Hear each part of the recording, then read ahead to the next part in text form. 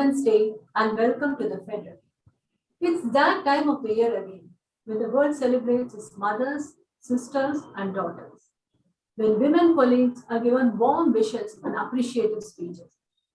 What about the rest of the year? Does a woman get to pursue the career she wants? Does she make compromises because of domestic compulsions? Is the workplace fair to her? Often it's not. Sometimes the bias is obvious, but more often it's so subtle, so unconsciously carried out that women are embarrassed to even point it out, expecting female colleagues to take down notes, arrange for coffee, carry out office homework. The small things add up. This year, the theme of the International Women's Day is Break the Bias, and that's our theme too. We have with us an eminent panel of women achievers from a variety of fields who will share their thoughts with us. Ms. Aishwarya is founder and CEO of Yuva Active Advocacy, and Ms. Kanika Tekriwal is founder and CEO of Jet Set Go Aviation. Ms. Abhinaya is Vice President Operations of Ilaive, a sustainable materials firm. Dr. Geeta Haripriya is chairperson of Prashant Fertility Research Center. And Dr. Praveena Jagdish is a founder of School Skies, a school portal. Then we have with us Dr. Manisha V. Ramesh, Provost at Amrita Vishwa Vidyapeetham, and UNESCO Chair on Experiential Learning for Sustainable Innovation and Development. Welcome, ladies. Thank you for sparing the time to be with us this evening. This session has a simple format. We start with each of you sharing with us for about 2 minutes what it has been like in your career. Did you face biases? If yes, how did you break them? Then comes a small interactive session where we can discuss some of the points you raise. Finally, each of you can give young women entering your field some tips, suggestions, or advice. I'm sure they'll be hugely valuable. Let's start with Ms. Aishwarya. First of all, hello. Good evening to everyone and a very happy Women's Day. Thank you so much for having me. And I think it's really important to have forums like this that put a spotlight on women and give them a chance to share their story. I'm also extremely happy to have so many high achieving women on this panel here with me today. So a bit of background about me. So I work in the Kalpati group, and I started my own NGO called Yuva Active Advocacy Forum right out of college. I did my undergrad in political science in St. Xavier's and then a management degree from Warwick Business School. And I came back to India wanting to join the family business. And then that's when I realized that there's a lack of political education and awareness among people, especially people my age. You could talk about anything under the sun, but when it came to politics, it was a little, stigmatic to talk about it, or people weren't really interested. And that's when I got the idea for Yuva, because I thought, as young people of today, the future of the country is in our hands, and politics affects your life in every sphere of it, with or without you realizing. So I started this NGO to educate young people and make them participate more in their communities and be active, positive change makers. And I think since 2018, we have reached over 10,000 students in Tamil Nadu alone, and we plan to take this forward. Other than that, I also work in AGS as an assistant creative producer, and I'm also part of Veranda Learning, which is our newest venture. The idea of this company is to make sure that we can make education affordable to second, third tier cities, and more importantly, accessible. I think with COVID, a lot of these uh, schools, colleges, everything was forced to go online. And I think we realized that there's a large problem with accessibility as well. So that's another thing we're trying to kind of fill the gap in.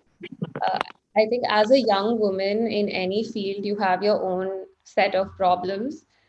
And I learned that at a very young age because most of the time I'm not only the only woman in the room, but I'm also the youngest person there.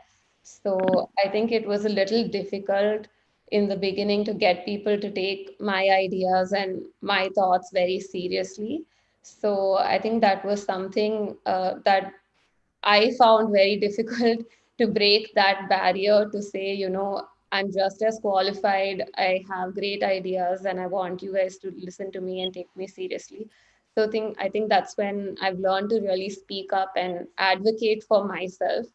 I think as a woman, yes, you need people to support you. It's very important, especially other women, but I think you have to be your own biggest advocate. You have to stand up for yourself and you have to be very firmly rooted in what your principles are and what you believe in. You can't really let people take you for granted because you do that once, then it just becomes a norm. So I think that was one of the biggest difficulties that I faced and I've overcome.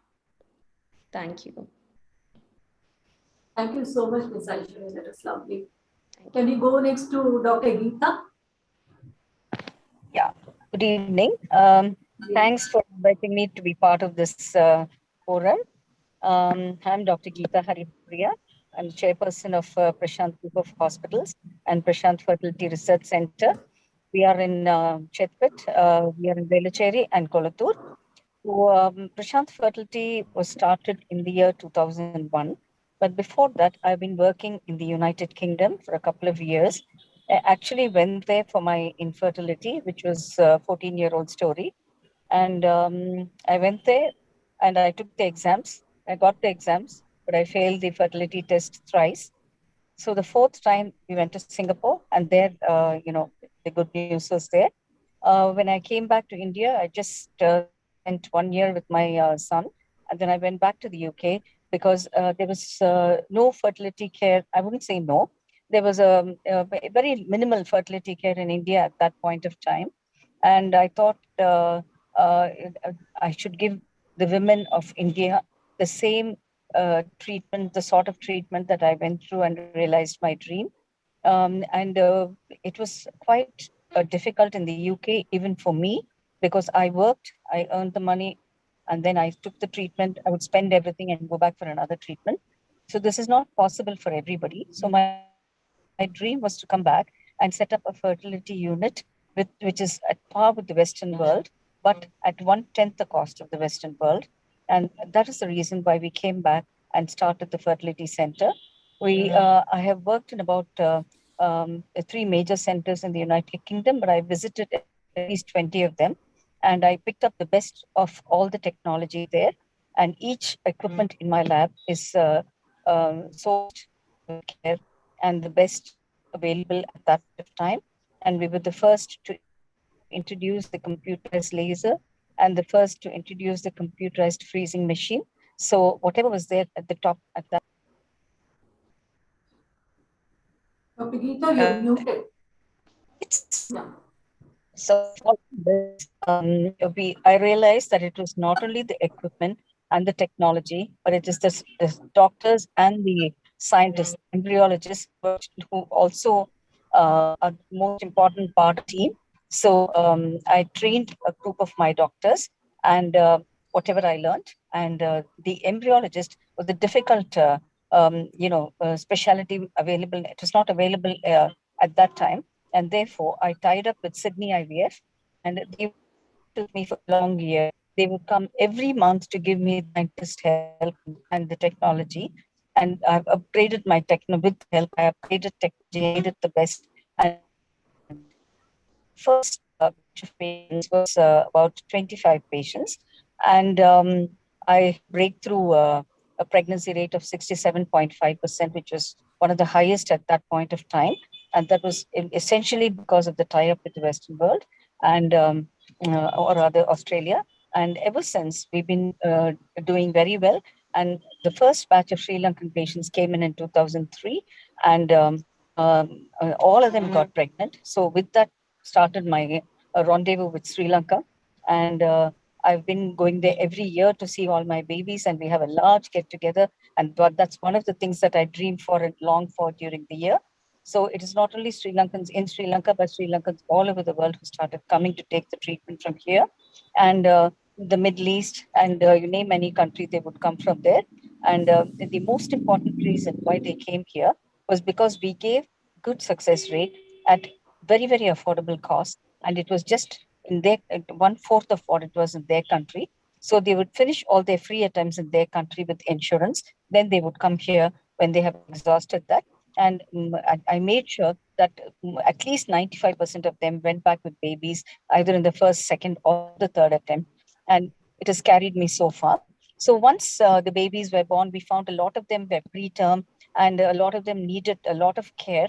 So we needed a tertiary care neonatal unit. And most of the mothers who came, they were already in their 35 or 40s, and they had all the medical complications, the sugar, diabetes, blood pressure, heart illnesses, and disease of the kidney, and everything else. So we needed tertiary care, high risk obstetric care unit. And the first hospital, I used to work in about 5 hospitals initially before I started Prashant Hospitals in Chepet.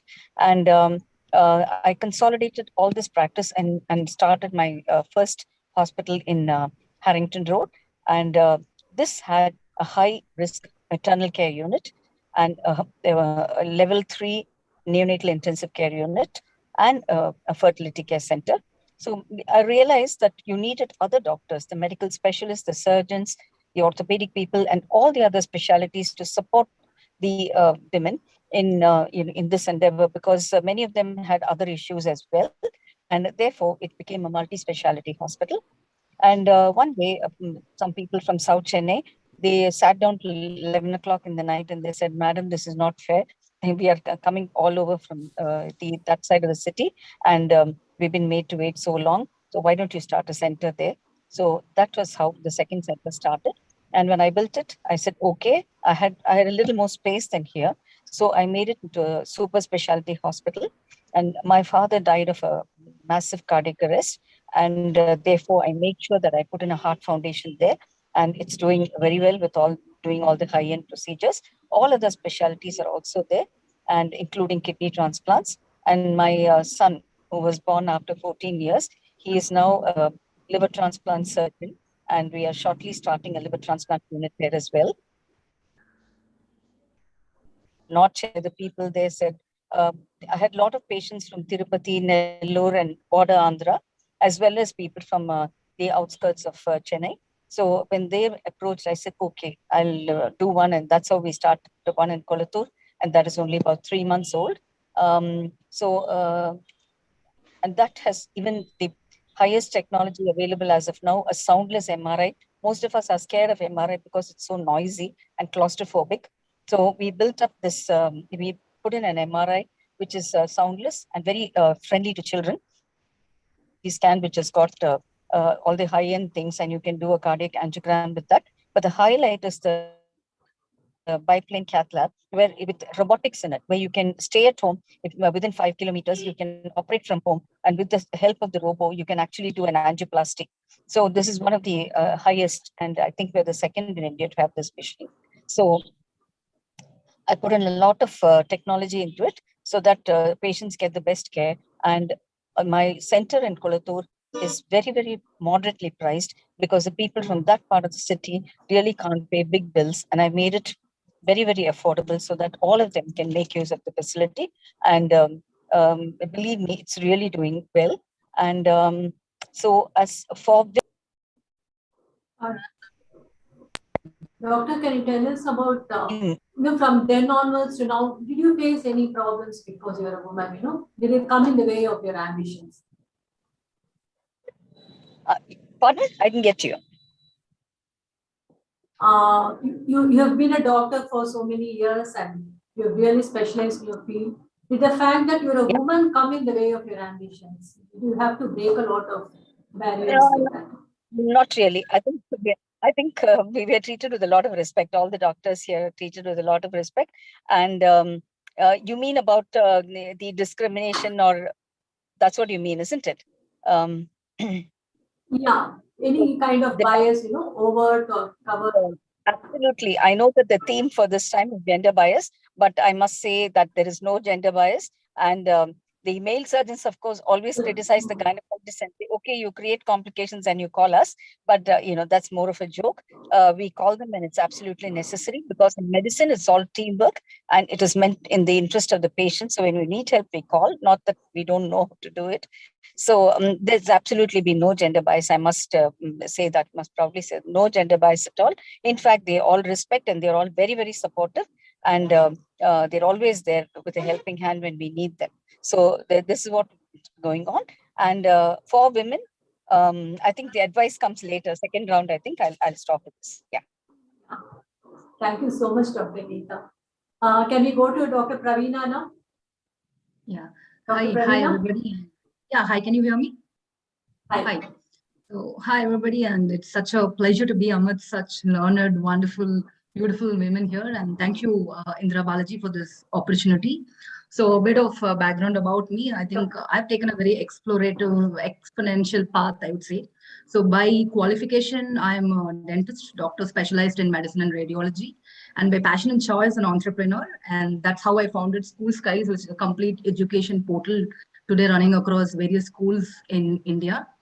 So I have had my own path, and I have overcome barriers along the path. And it did not be particularly gender related, but at various fronts. So starting, career in dentistry, very early marriage, leaving a 6 months old to pursue a master's degree in dentistry, taking up those challenges where again, the buy-in of your family members. So getting them to believe that you want to do whatever you want to do has been a huge challenge that I've overcome. And of course, the second level, stepping into entrepreneurship. So at points, certain things drive you to do whatever you want to do. And there is always crossroads where you make decisions. And the decision is usually based on an external factor. But I would suggest that when you base a decision on your intuition, it's a lot better and your path is much more fulfilling. So School Sky is something that happened as parent entrepreneurs. So we were trying to solve problems in the school that my kids go to, and that's how the product came in. And when I took it to various schools across 80, 90 schools across India, it was extremely gratifying. The product market fit, understanding the industry, finding the gaps there, building a team, all of this has been extremely gratifying, especially when you are in a cross domain, when you come from a different expertise and zone and where you are trying your hands at something totally new. So you push yourself and you chase that knowledge, industry knowledge, being it, going back and, studying for entrepreneurship in IIMB, being part of a 10K women program, doing the ISB, all of this was tangential to whatever I studied all this while. So that was like extremely rewarding journey as an individual. Building a startup is not easy. So every day comes with a set of challenges and you kind of learn to handle that. And you always have that insecurity or doubt in any business that is there. Overcoming that has been huge barrier, especially when you left a path that was very stable. So you keep questioning yourself. So overcoming that kind of questioning mentality has also been part of breaking barriers for me. And of course, COVID has been a huge watershed movement for education industry. Like, anybody here, Aishwarya, or anybody would have understood that complete scene was going online.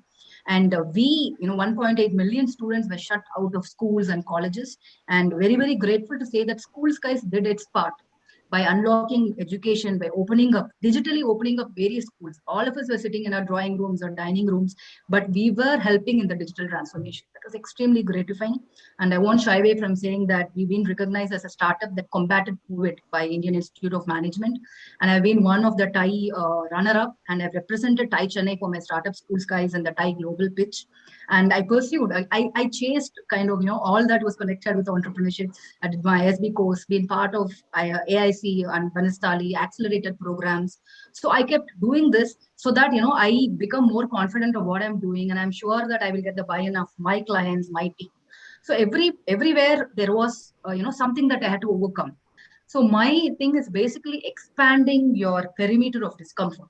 When you try new things, when you explore, you move a little bit out of your discomfort zone and keep expanding that perimeter of discomfort. And definitely, yes, when I compare to dental or medical industry, the entrepreneurial zone, yes, has a little bit more gender bias. So I've been part of various Microsoft conferences. Like when I open up, it'll be a room filled with men. And you feel like, this is like, you feel a little small there and maybe not really up to the mark and all that. So it's like, again, that point is overcoming that self-limiting belief. Like women, we've always, no matter, we come from very educated families, great backgrounds, but still there's always like, okay, I may have to take my father, or a young woman, you feel my father or my husband along with me to get that task done. Slowly you keep dropping off that feeling. So it's like, whatever I can do, and I am me and I am enough. So you get to that point very slowly. And when you get to the point, you feel very liberated. So I think that's when you make your choices. And when you make your choices, you break barriers. When you have the guts to go by your intuition. So if every woman could make her choices and she could break barriers, I think that is when we can say, Happy Women's Day and great national empowerment there. So that's about it from me. Thank you so much. Dr. Manisha, can you please share your thoughts with us? Good evening, everybody. Thank you for inviting me to this esteemed forum. Very happy to meet each one of you. Happy International Women's Day.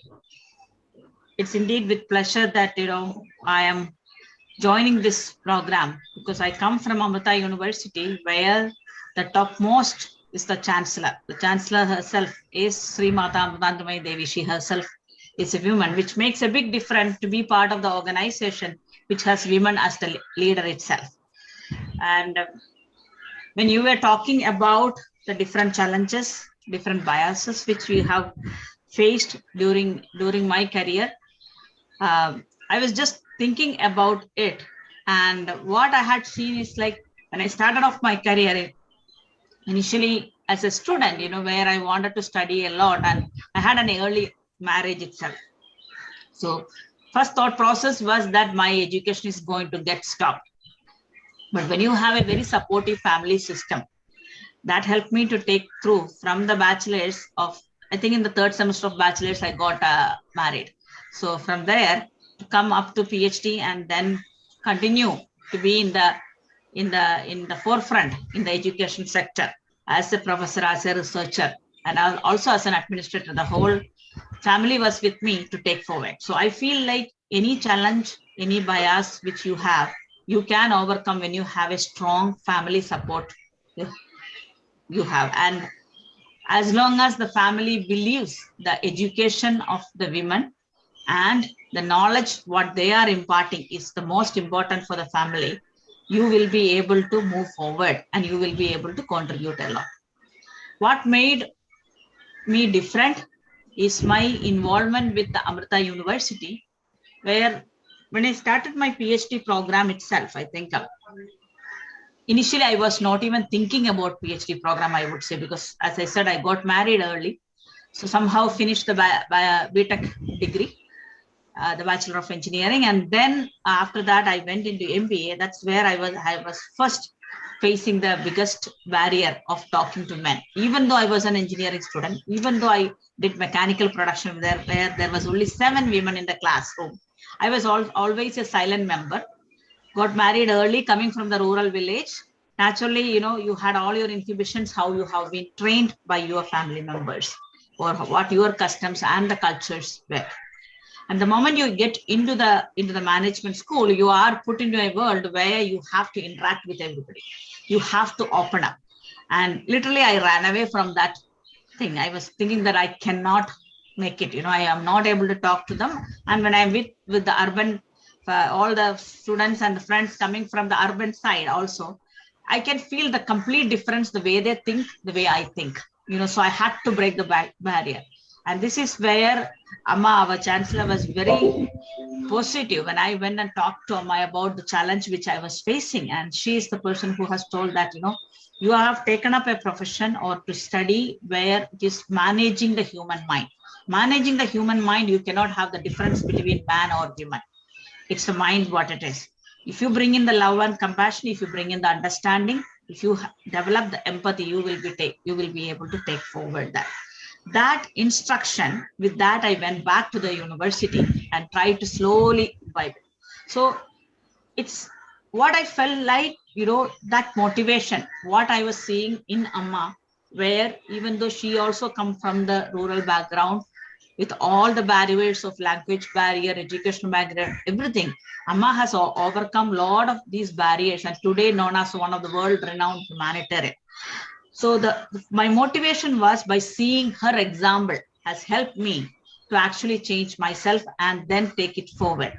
And at the same time, in the process, I have learned that there is no way that I can gather energy from outside. And she had trained me to gather that energy and the support from inside itself, and then take forward in such a manner that I could complete the MBA degree. And as soon as I entered into the PhD degree, if you see that I was working in a highly interdisciplinary area. I came from BTech in mechanical engineering and MBA in systems and finance, and then from there, PhD in computer science. So you can imagine all different disciplines are there. And I started working in wireless sensor networks area where I have the first funding coming from European Commission. So that's where I had to work with the 11 partners from 10 different countries. And you can imagine me coming from the rural side, but have not even visited any country outside of India. It was very new experience for me. I go there, it was literally a cultural shock for me to understand how to sit with them, how to eat with them, how to talk to them.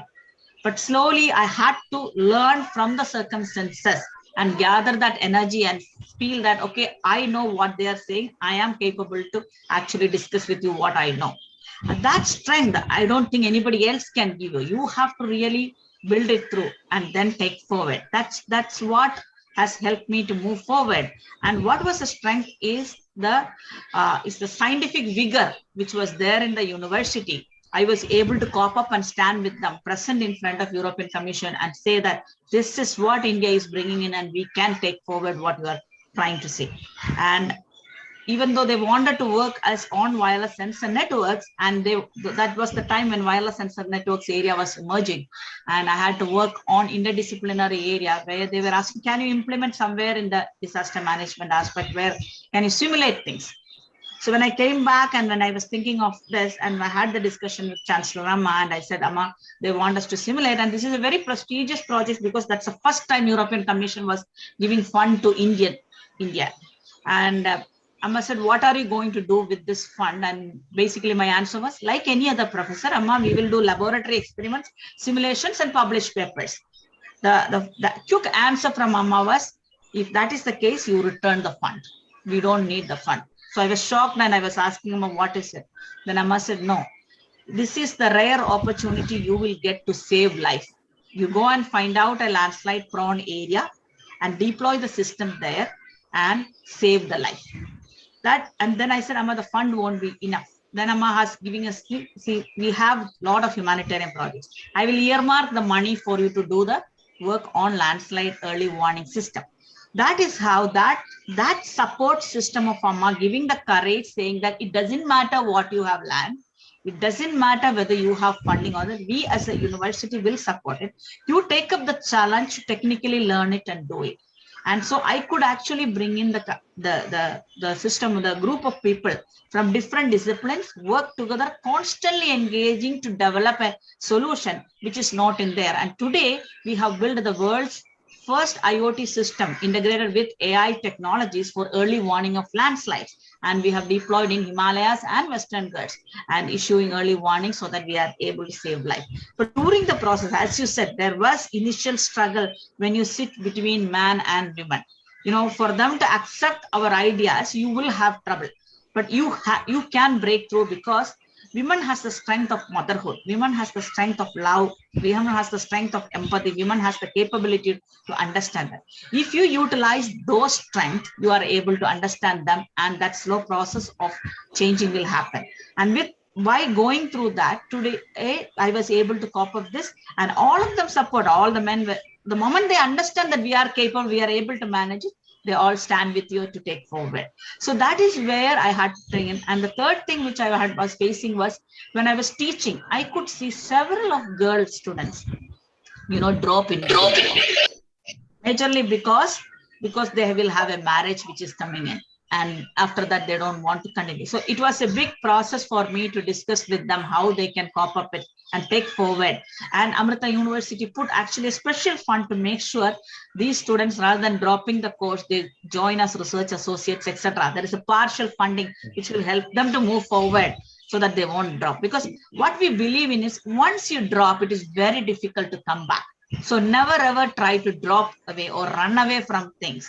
You still have the capability to face these things and move forward.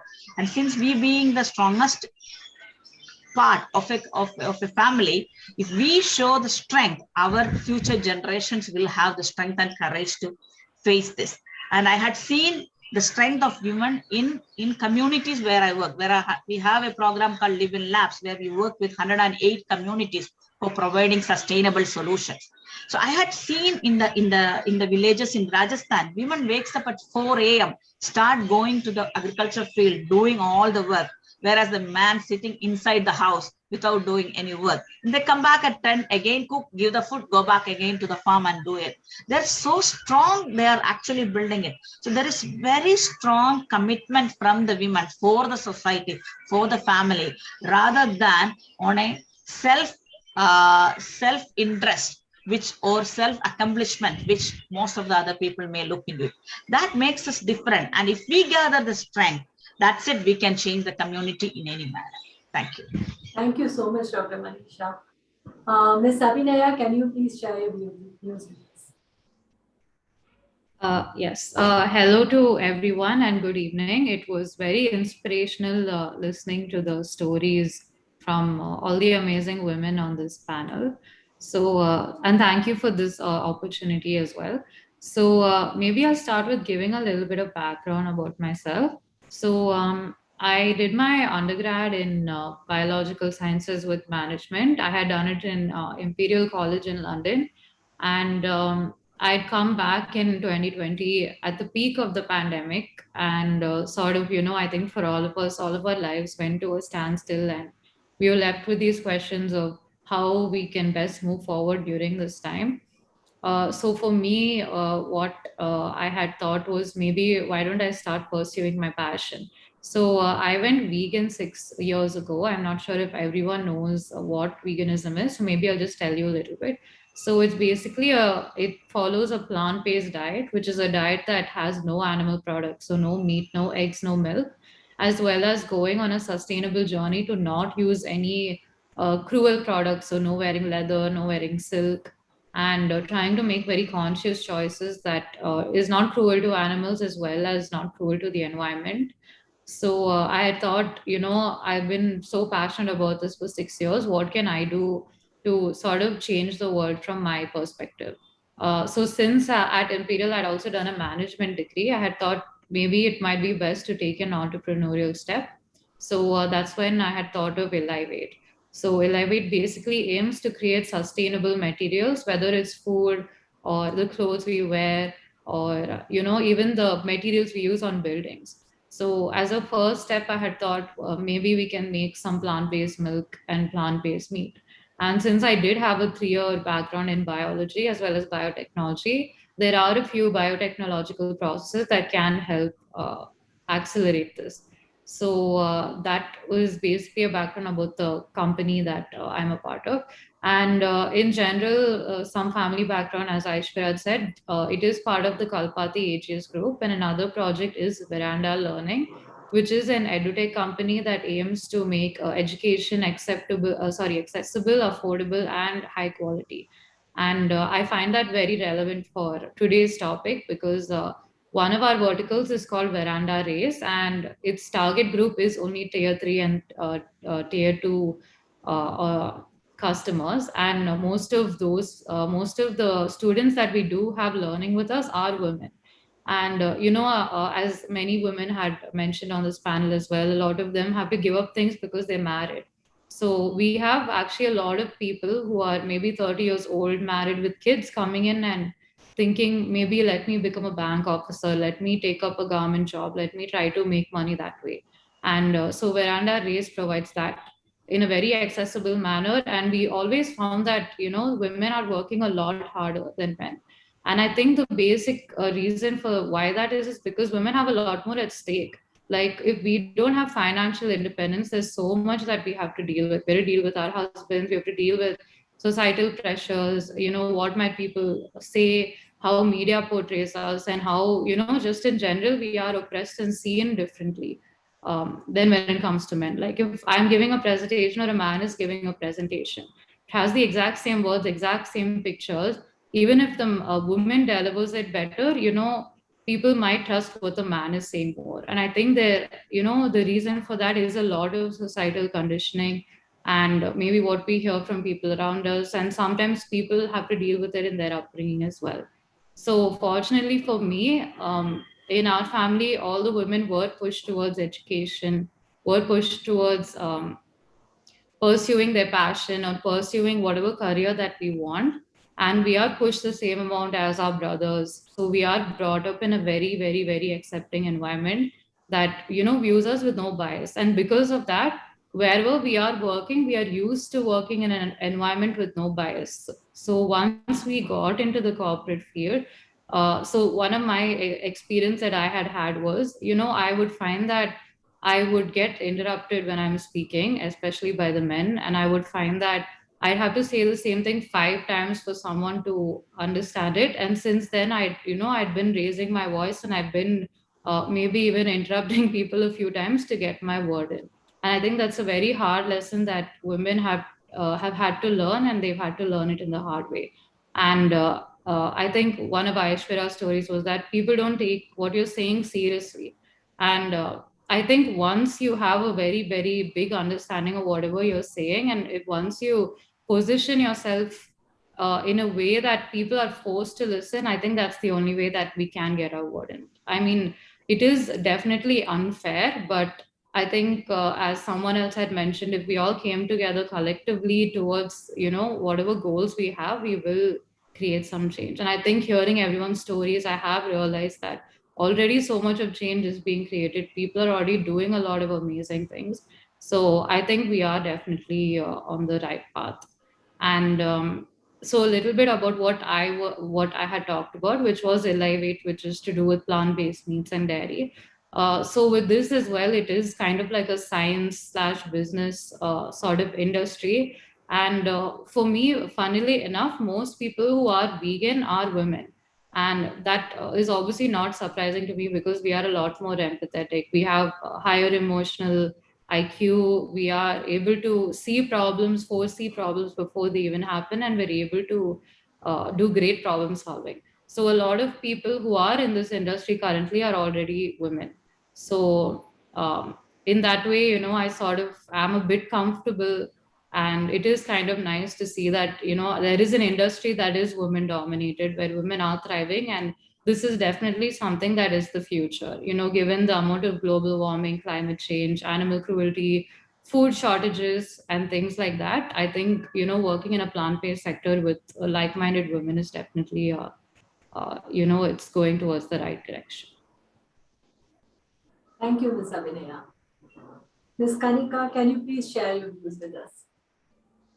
I'm sorry, I lost track of the question, so you'll have to repeat that for me, please. Yeah, so in your particular field, whether you faced any barriers or biases as a woman, and if yes, how you overcame them?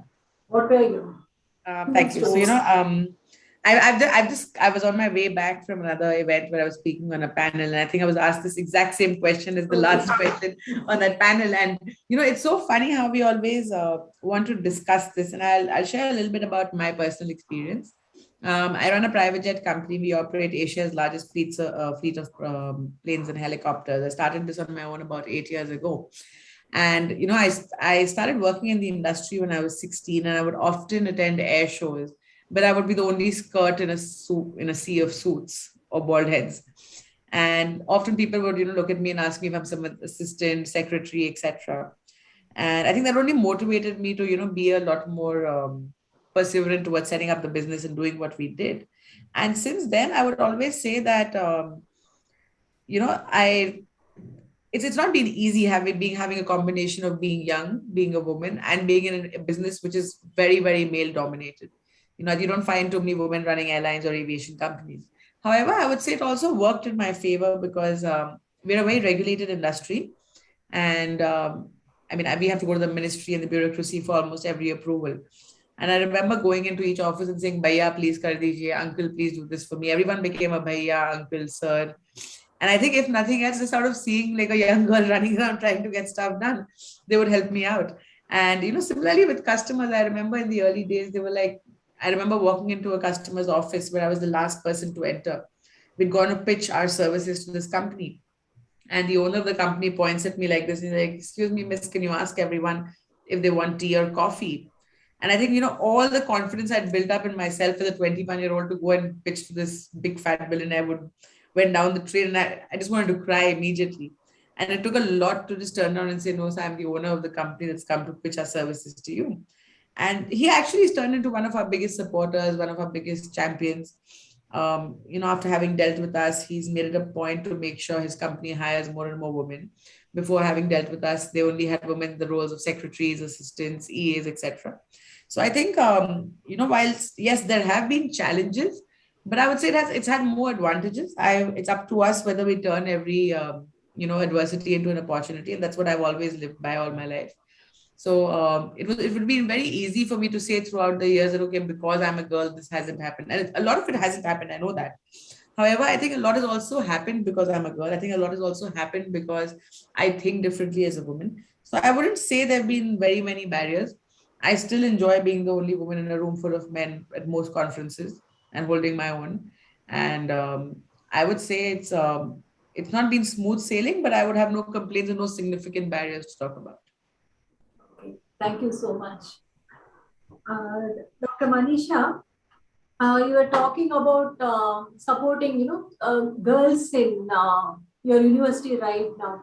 So apart from funding assistance, is there anything else that you do to help the girl students? Like how many girls do you have in the mechanical department now, and how do you boost the numbers there, civil and all? So majorly, at the university, I have this multiple roles. Even though I initially started off as faculty, later I became the director for Center for Wireless Networks and Applications. That's where I started experimenting all these different aspects. The moment you got the autonomy to work in that aspect. And as you were asking, it's not only funding, it's the time they want. They sometimes, they will need extended time. If you ask them to come at the right line, if the starting time is 8:30, they may not be able to come because they have to send their children to the school and then come. But they may come at 9:30 and then extend the time. You have give them a flexible timing scale. Give them on an output-oriented way of working. The most important thing happens is, as everybody says, there is a lot of features in women. Is the emotional variation. When they have this emotional variation, you need some support system. So there is a few of us form like a support system who will make sure that when they are going down, we just have to tell them, no, you can do it, you move forward. We are there to support. That makes a big difference. And if you see that today, university has nearly 60% of us women in Amrita University. And at the top of if you see in the top positions of Amrita University, I think more than 50% is women. So that makes also for us an easier access. Another major thing is, with respect, as I said, since our chancellor is the famous humanitarian, she is like open to everybody. She's always available in the public. Anybody can anytime go and talk and discuss with her and take forward. So there were cases where the students were going through where, they may have a marriage or they may have a health issue which comes in during the course. And we were always supporting them in such a manner, you take the leave and then come back, rather than asking them to drop the course. Because the moment you allow them to drop, they will never come back. That's what we have learned. So we have put in specific policies to build it in. The other major thing is enhancing their confidence. See, several times, due to our cultural systems, our social systems, we have been trained to be silent in front of man, and at the same time, we have been trained to be silent in front of senior people in your family, elders in your family. So this they continue to do in your office and continue to do in where you are studying. So you need to break those barriers. So it was like you had to do a lot of engagement with these women students, with the girls, with, presentations, group discussions, etc. Whether they are engineering, whether they are a medical student, whether they are a social science, you have to do a lot more of that to make it to come out that they are capable. So you have to take extra steps for each student to see that how you can bring it. So there was a lot of, very close monitoring and bringing in those aspects Amrita does so that they take forward. The other major thing is like Amrita has nearly 200 plus memorandum of understanding with international universities. You have the opportunity to go and then learn, get double degrees, have student exchange. Most of the time, girls doesn't want to go either because a marriage is coming up or because your parents are very worried of sending a girl child up. So you have to really work with the parents at that point to say that no, we take care of their safety. They are safe. They're very capable. And several times parents may not even think that their child is so capable just because they're girl. So we had to do as a group of us has in the Center for International Programs work very closely to make sure to increase the number of girl students who go for the international experience because they're very capable, and once they actually spread the Indian culture and the Indian system to the whole world, which basically the fundamentally is they base it on love and compassion, and that will provide light in the society. Thank you so much. Dr. Aishwarya, you were saying you studied abroad and then you came to India. So what has been your observation? How is the situation different abroad and here? Because it's easy to say the West is more liberal, but people do say that the barriers exist there as much as they do here. What's your thought on it? I think I was my view on this, I think would come from a person who is privileged, right? So I did go to a university there where I think everyone was kind of treated equally, and even my university here didn't really discriminate between guys and girls when it came to education. Education was given to all, regardless of gender, and opportunities were given to everyone regardless of that. But again, this is coming from a person of privilege, which I think everyone in that position should accept. And I'm sure that maybe other people had different experiences and different views on this question, but I don't think I can answer for them. So I didn't experience any discrimination based on gender over there or over here when it came to my college education. Thank you so much. Dr. Geeta? Dr. Geeta? Can you please unmute? You're muted, doctor. Yeah, I've just unmuted. Yeah. Thank you. It was wonderful to hear that, you found your career, men being very supportive, and it is really heartening to hear that. I have just one small question for you. Do women tend, when they take up medicine, do they tend to go towards streams like, say, ENT or gynecology and avoid things like neurology and cardiology? Is it true? I mean, we generally see a trend like that, but is it true? It was in our times, but now people don't want to do gynecology. They want to do everything other than gynecology. The scenario is totally changed. They either go for non-medical, non-clinical settings because they want to concentrate on the family. And after 9 to 5 dermatology is the most common one, followed by ENT. There are a lot of cardiac surgeons as well who are slowly coming into the picture. Otherwise, plastic surgery is another trend, and people like to do it. So pediatrics is another one because people like to handle babies. So gynecology it used to be 80% the choice, but now it's only 50%. Why is it so, doctor? What is your take on that? I love the job to do it, right? Because it is a nice job, but you have to enjoy delivering babies. But you get called at odd hours. You have no family life. You have no life for yourself. You are expected to be there because you've been with the patient for 9 months, and at the time of delivery, you can't say no, I'm not there. So that is their expectation, and this is a commitment which you're giving them. Once you take on a patient who comes for the first checkup, you give them a commitment that at least 99% you will be there for their delivery. We do have our own life. We do go for meetings and club them with a little bit of a holiday, but maximum we try to do it. But then there's a new trend which has just come in where people do a group practice, where a couple of them are there, and then they always take turns in being off, and the patient is familiar with everybody. But in our setup, we have at least 20 doctors working together, and they still do want me, but then slowly they're getting used to the other people.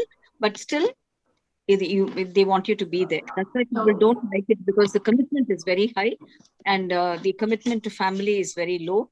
So that's why people don't like to do gynecology. That's very interesting. Thank you, Doctor. Ms. Abhinaya, you were talking about online education. Do you think online education vis-a-vis the traditional physical classes, that will make any difference to gender issues? What is your view on it? So I personally think that moving 100% to online will definitely not work, because I think we're brought up already in a very digital world. So if we move education also online, then I think a lot of social skills and other skills that you do get from going to physical school would be taken away. So I definitely don't think 100% online education is the answer. I think maybe something where there's physical and online, something like that would be great. But, I think we've learned in the pandemic, especially, that sometimes, you will have to rely on online education. And if you are able to deliver that education in a very efficient way, so that, the students' attention is kept throughout, you still get the support of your teacher. If you have any issues, you can call them, you can talk to them, you can talk to your group, your class. If that kind of environment is mimicked through online education, I think, then it can be something that's very, very useful. And online education, I mean, delivering something online would be more accessible, because you don't have that 1 hour travel, or you don't have those kinds of issues. So if you can just sit at home and you can take your classes, and if you have a question, you can call up your mentor, or your mentor will follow up with you. So I think it definitely can be a lot more accessible, as well as a lot more affordable, which I think, for India, especially tier 2, tier 3 groups, I think especially for them, something like this might be very useful. Thank you, Ms. Abhinaya. Ms. Kanika, I want to ask you about funding for startups. There's a general feeling that, when women startup entrepreneurs seek funding, some kind of hesitancy is there, which male colleagues do not witness. Is it true? Yeah, Indraji, I think I'm going to share what I have personally experienced. I can't comment for others. But before that, I would also like to say, I think, in our world right now, what's happened is the measure for success for a startup has become funding, which I don't believe is the case. You often see headlines saying so-and-so raises 500 million, so-and-so raises 100 million.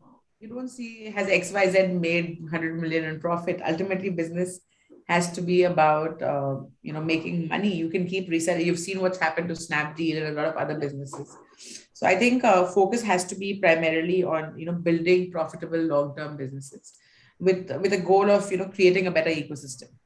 And I think from my perspective, where funding was concerned, when we started the company, I was 21 and I had no clue what funding is. I had no clue what a pitch deck is. I had no clue. I mean, I did accounts, so I knew a P&L, etc. And I remember after our fourth flight, a customer reached out to me and he said, Kanika, I would like to invest in your company. And I was like, why would I want money? I'm taking advance from you. I'm taking credit from my vendors. I'm running the cycle brilliantly.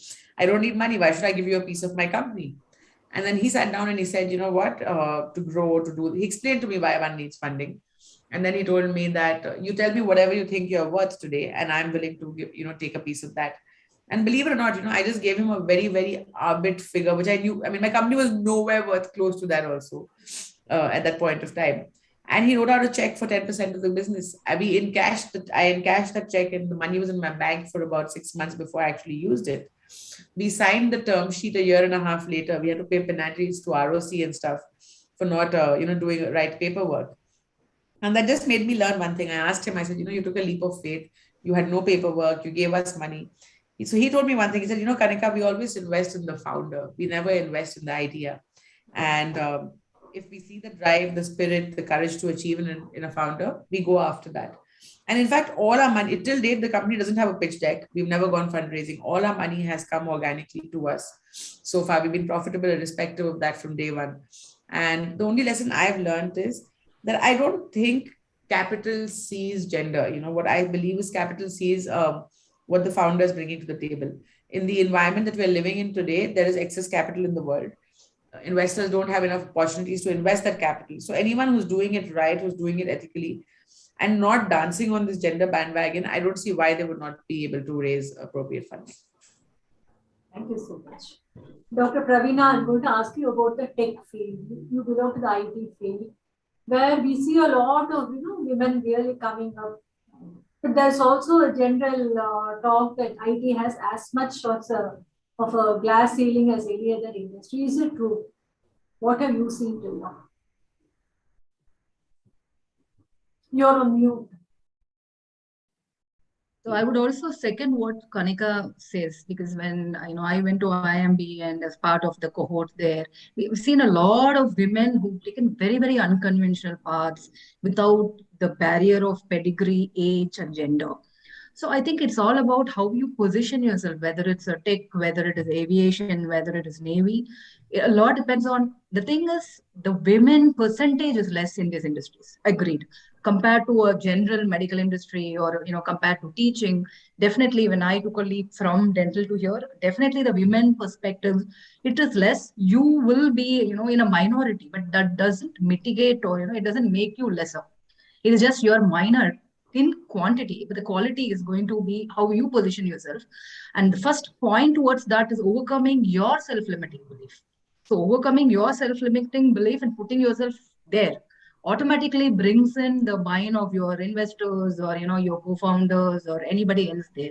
So I think it all starts from within you, whichever industry it is. And challenges in business are going to be the same, in profession are going to be the same, immaterial of what gender you belong to.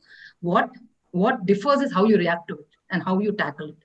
If you could up yourself with that game, I think you'll crack it. Right. So we now go to the round where you give us tips, to young women to break barriers and just grow. So shall we start with you, Dr. Praveena, again? So I think as women, we should, societally, we are conditioned with a lot of fear. Even from my perspective, even though we come from, very supportive families and educated doctors, engineers, all that, there is some kind of fear. It could be culturally induced. It could be stereotypical societal fears that you're a woman and you need to behave in a certain way. The fear is the first thing that you need to overcome. The fear of, facing discomfort, fear of failing, fear of being embarrassed. I think you just have to throw that out of the window, and that is difficult. So I'm still fighting it. So it's not that I'm over and above that. It's just that I'm still fighting it. When I'm telling this to you, I'm telling this to myself. So fear is the first thing that you need to overcome, and you have to embrace discomfort. The other thing is failures. We have a very negative bias towards failures, and that sort of stops us from exploring. And more so with women. The project didn't fail. It failed because I'm a woman. Because, the car driver is a woman. That's why the car is going in the wrong direction. So all this is there. So that avoiding that imposter syndrome, owning up your credibility, feeling proud about what you're doing, accounting for yourself as a woman will go a long way. That's primarily something that we should learn to position ourselves without, feeling that lesser sense in terms of gender. So secondly, the feeling of guilt. No matter what we say, we are all going to be caretakers. I think women are nurtured, born to nurture others. So that is something that we cannot deny. So we are going to be moms. We are going to be caretakers for the elders in the house. So we will be multifaceted. We will be multitasking. And in this process, somewhere down, you will gain some kind of a guilt. If we could work towards that and forget about being a balanced woman and just embrace imbalances. So I just keep telling myself, in the long haul, you'll win some, you'll lose some. It doesn't matter. Finally, what matters is you should not lose yourself in the process. If you could just stand up for yourself and keep running and inspiring others, I think that's a great life lived with fulfillment. Fantastic. Thank you. Ms. Aishwarya, can you give us your thoughts on this? So, advice I would give women, Tell Helen and I send think it. you shouldn't be afraid of people not liking you, because I think that's what stops a lot of us from. I think we're societally conditioned to kind of go with what other people are saying, or with, I don't want to come off as aggressive, or don't want to come off as, too bossy, or uh, like too domineering, and all those fears. But I think it's okay if some people don't like you, if you're standing up for yourself, and that's the reason why. So I think you have to be really, really your own biggest advocate. You have to stick up for what you believe in. And if you think that what you're doing is what you want to do and not what other people are expecting you to do, and you go with your instincts on that, life will just become a lot easier. And I think you'll be able to do whatever it is you want to do. Thank you so much. Sabinaya, what about you? You're on mute. Sorry, I was on mute. So I think because I have a background in biology, maybe I'll say a little bit of facts about women. So girls are generally, they have higher emotional IQ. They're generally a lot smarter than men. And I think like how many people said, we are very multifaceted and well balanced. We're able to hold a career as well as taking care of the family, knowing what to say at the right time. We're able to read the room well, understand people's emotions well. And I feel like we shouldn't get carried to one direction completely. We should kind of be a little bit like, prioritize what you want to do first. You don't have to do the jobs of everyone around you. Like, first take care of yourself, and then automatically you will be able to take care of other people. So I feel in that sense, if you are finding yourself passionate about something or liking something a lot, I would just say go for it. Even if it doesn't become a career, it will become something that adds to your well-being. And because your well-being is better, whatever you are doing will become better. So I would say, if you like something, if you're passionate about something, you should go for it with, although we might feel like there's so much going against us, if we start actually working on things, we'll see, we'll be able to reach our potential and see how far that we can go. So I would just say, if you're dreaming of something, passionate about something, just go for it. Thank you so much. Dr. Geeta, can you share a few tips for youngsters? Yeah. It's very important that you should really respect yourself first and know that you as a lady can do anything. Okay, this is one thing which women can do. They are multifaceted. They can handle many things together. They can balance a married life. They can balance work. They can balance children, and anything that they want. And if they want to go further up in their career, they can balance that as well. So that confidence, I think women have much more than men. And but very important is the support you get from your family. So that is also very important to help you to achieve all your dreams. And that's very important. The second thing is, never say no to yourself. It is possible. And you have a dream, you make a plan, you make a plan A and plan B, you set the road, and then you work hard towards it, and definitely you will achieve it. There's nothing like it. You cannot do it. If somebody else can do it, why can't you do it? You should have that confidence in yourself. And it's very, very important to have, to somebody to share your things with. It can be a friend, it can be your husband, it can be your children, anybody. But when you have any issues, I think it's important to share. We are very strong, but we also need, like any other human being, we also need support. So that is something which we should remember. And most important is the self-esteem. And I think women today, I think one of the speakers said that we are doing much better. And most women are in the forefront now. And we are doing a lot more than the men. Even my husband says, oh God, you women are capturing all the fields. There's no field where you're not there. So sometimes he tells me, okay, this surgery I won't teach you. I said, if you don't teach me, I'll learn it elsewhere. So it is possible. So that's the way it goes. But I'm very selfish. I don't teach him a vaginal surgery because that's something which men don't really like. So I tell him that I won't teach you. It's essentially only for women, and only women are going to do it. So this is it's just a joke. But then we really have captured every field, and we all should look up with pride that we are women. Thank you so much. Those were very good words, Ringa. Thank you. Ms. Kanika, can you please share some advice for youngsters? So I think the only thing I can, I don't think I'm wise enough to give anyone advice, to be honest, but I think the only thing I can probably add of value is that what's kept me going is that you have to be your biggest motivator, your biggest supporter. You have to believe in yourself. You can't look for external validation. Don't look for someone to come and tell you you've done a great job, you're doing well. You have to keep telling yourself each day, every day, that you're doing the right thing. You have to keep supporting yourself. Wake up. It's very hard, more often than not. 2 days a week, I wake up thinking, why am I even doing this? I want to quit.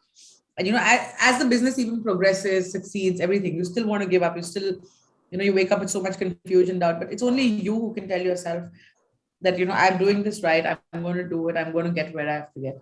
So you have to be there for yourself. No one else is going to do it for you. Okay. Thank you so much, Ms. Kanika. Dr. Manisha, can you please share a few words for youngsters? Thank you for this opportunity. I think, over the time, if you have seen also, all the girls and women have improved a lot. What makes the big difference is the self-confidence. You may have been trained in different ways. You may have come through the different social barriers, cultural barriers, etc. But when you are in a particular situation, try to learn from that situation. Each and every instance which is happening in that circumstances, you learn from that and gather the energy to move forward. So the real power is within us. If we firmly believe in that, we will be able to move forward. Most of the time, we ourselves become the barrier for us. So we have to cut through that and move forward. And there are a lot of examples who can motivate us and take forward. And I would always say that whatever be the circumstances, never say no to your dreams. You have a way to reach it. It may take, the time difference may be different. Sometimes it may get it quickly, sometimes it may be delayed fashion, but you will still get it. So you need to keep your eyes open. You need to build the courage in yourself. You need to build the confidence in yourself to move forward. And it is very important because the happiness and the peace in the family and society revolves around you. If you are not happy, if you are not peaceful, everything else goes wrong. Because we have the capability to balance both family life, professional life, and everything else. And the multitasking capability of women, I don't think men can ever reach anywhere near of us. So that makes the whole society to move forward and take that strength, build the courage, and we are nowhere behind anyone. And we have a lot of examples all around us and take forward. That greatest strength what we have is the capability to love somebody, have the motherhood feeling, at the same time the empathy, and also light happiness in everyone in the family. And you, most of the time, we rather than giving what we need, we always give importance to what others need. That makes the society to move forward. So if you firmly believe that, let us spread love and light for the society. Thank you so much, Dr. Manisha. Thank you, ladies. That was a wonderful webinar we had with you. You shared your thoughts, you shared your history. It was very inspiring